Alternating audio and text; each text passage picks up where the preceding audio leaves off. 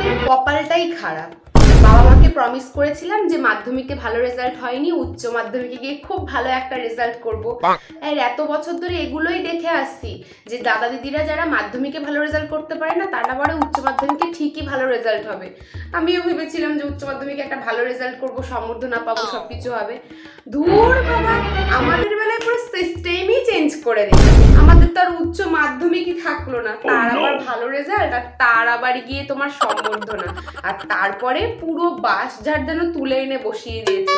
এত বছর তো কি হতো, সারা বছর একটা বই পড়ে গিয়ে এক্সাম দিতাম। এখন 2 মাসের মধ্যে বই শেষ করে সেমিস্টার দিতে হবে। এমন কেন ভাই? ধুর বাবা, ভাল লাগে না। কোথায় ভেবেছিলাম উচ্চ মাধ্যমিক দেব, তারপর কলেজে যাব, একটা নতুন নতুন ফিল থাকবে। তা না, আগে থেকে এই সেমিস্টার এনে বলে দিল, কলেজে যাওয়ার ইচ্ছেই চলে গেল। কি যে হবে কিছু ভাল লাগে না। আর তারপরে সোনায় সোহাগা হচ্ছে এক্সামস। এবার মহালয়ার পরে গিয়ে নাকি আমাদের এক্সাম শেষ। কেন ভাই, আমাদের কি পুজোতেও আনন্দ করতে নেই?